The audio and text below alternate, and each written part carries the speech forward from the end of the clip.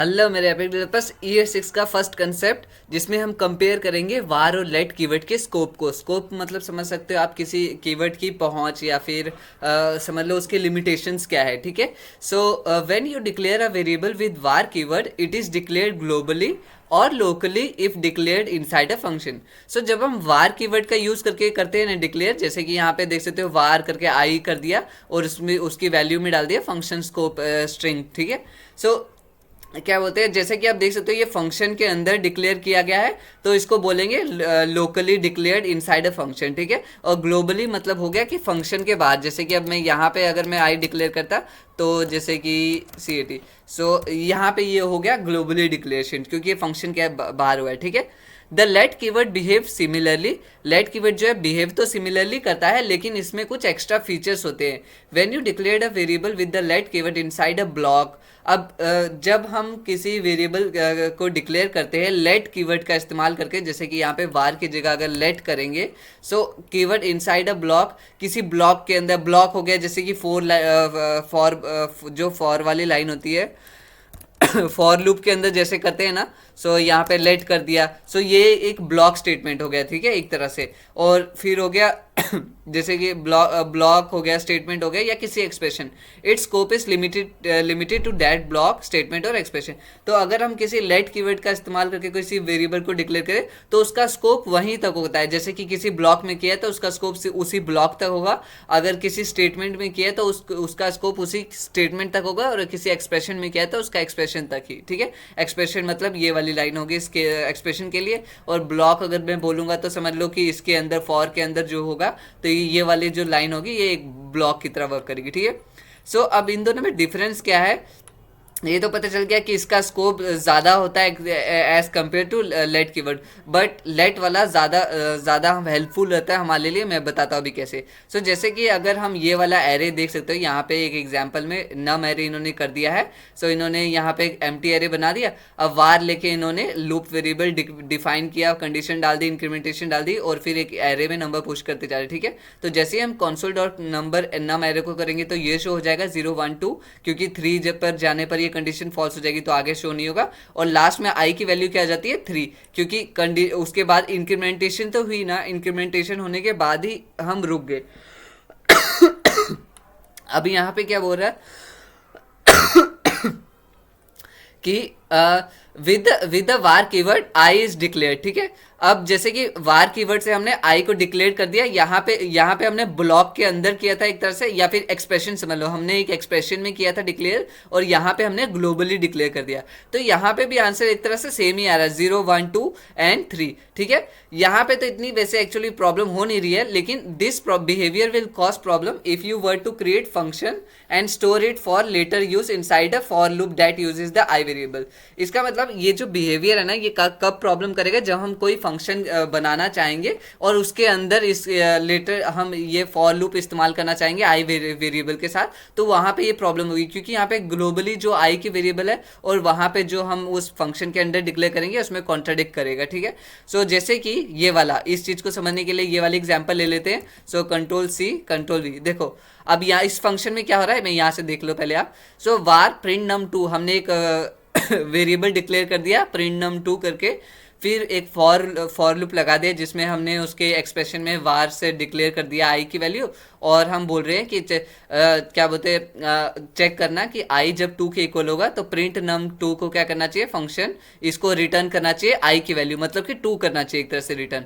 लेकिन जब हम इसको कंसोल डॉट लॉग करते हैं तो ये क्या कर रहा है, 3 रिटर्न कर रहा है। ये क्यों किया, देखो अब यहाँ पे हो क्या रहा है कि फॉर लूप रन किया, आई था 0, तो 0 पे तो यहाँ पे ये हुआ नहीं, तो फिर इंक्रीमेंटेशन होगी, फिर और ये लूप कब तक चलेगा, जब तक कि यहाँ पे 3 से वैल्यू कम नहीं होती तब तक ये चलते रहेगा। ठीक है, तो फिर यहाँ पे इंक्रीमेंटेशन होगी, 1 हो गया, अच्छा ये तो सेटिस्फाई नहीं किया तो रिटर्न आई नहीं किया, फिर 2 गया, 2 से रिटर्न किया, ओके रिटर्न कंडीशन तो सेटिस्फाई हो जानी चाहिए, रिटर्न क्या करना चाहिए आई की वैल्यू, लेकिन लूप तो अभी भी चल ही रहा है ना। सो आई तो रिटर्न करने वाला था, लेकिन जैसे ही लूप चला तो यहाँ पे ये बाहर वाली वैल्यू में आ गया और ये इंक्रीमेंटेशन होके होगी 3, और 3 वैल्यू होगी तो यहाँ पे लास्ट में उसने ग्लोबल वाली रिटर्न की, ना कि जो फंक्शन के अंदर आई।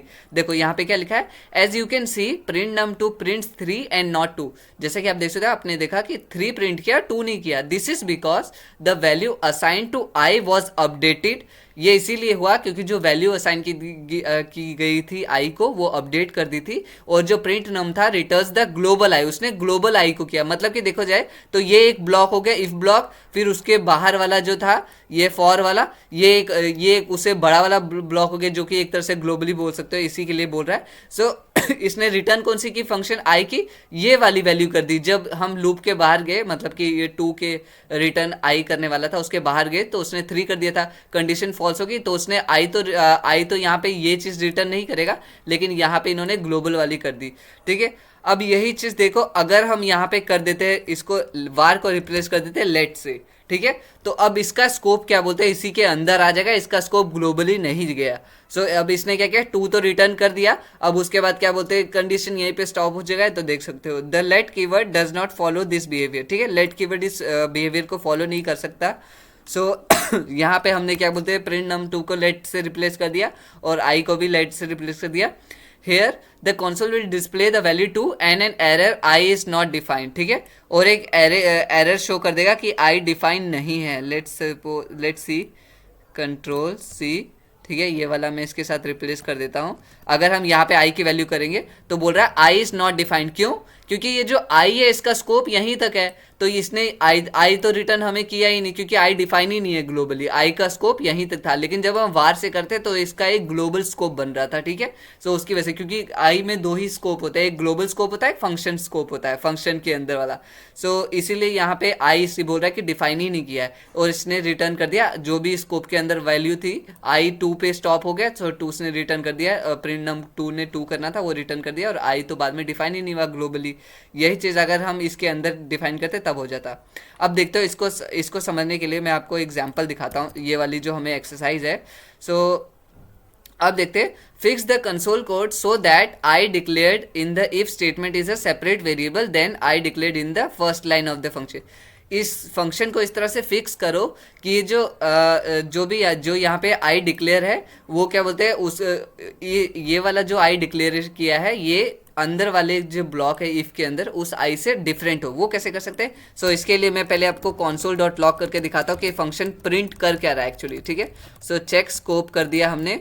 चेक स्कोप में देखो अभी क्या आ रहा है, जो ब्लॉक स्कोप आई है, मतलब कि यहाँ पे क्या है, हमने पहले आई को value they the function scope जो कि ये था, फिर उसके अंदर एक इफ ब्लॉक डाल दिया। ठीक है, इफ ब्लॉक में हमने आई को रीअसाइन कर दी वैल्यू, और हमने फंक्शन स्कोप से ब्लॉक स्कोप कर दिया। ठीक है, तो इसने आंसर क्या कर रहा है, block scope is block scope. Okay, ये तो अच्छी बात है कि ब्लॉक स्कोप होना चाहिए, लेकिन अब देखो ये ब्लॉक तो यहाँ पे खत्म हो गया, तो यहाँ पे दोबारा आई की वैल्यू क्या हो जानी चाहिए थी, फंक्शन स्कोप, लेकिन ऐसा नहीं हुआ, और यहाँ पे फिर से उसने ग्लोबल वेरिएबल दे दी, क्योंकि इसने सोचा कि रीअसाइन कर रहे हैं, तो जो वार कीवर्ड होता है उसकी स्कोप जो होता है वो ग्लोबली होता है, उसकी वजह से फंक्शन पे हमारे इफेक्ट होता है। अब देखो, अगर हम यहाँ पे देखो फंक्शन स्कोप भी ब्लॉक स्कोप दिखा रहा है, और जो ओरिजिनल है वो भी ब्लॉक स्कोप।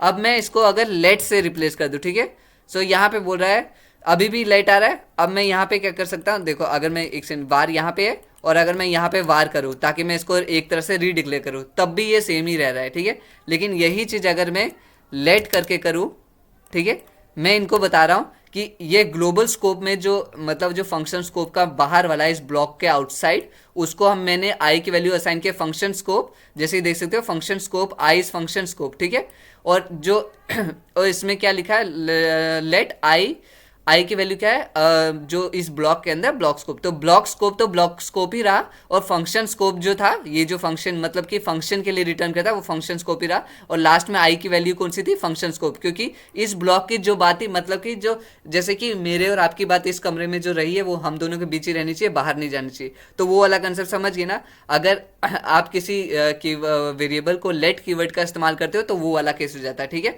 सो अगर आपने जो हम दोनों की बात रही है वो उस कमरे में ही रहेगी, उसके बाद किसी को पता नहीं चलेगा।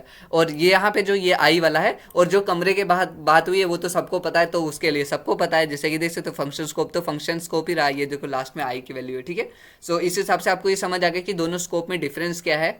सो ये वाला टेस्ट पास कर लेते हैं, चेक कर लेते हैं। हमारा टेस्ट तो पास हो चुका है, 3% दिखा रहा है ऑलरेडी कंप्लीट, क्योंकि 29 कंसेप्ट है। सो मैं मिलता हूँ नेक्स्ट वीडियो में। टाटा बाय बाय, और सब्सक्राइब कर लेना चैनल को। ठीक है, बाय।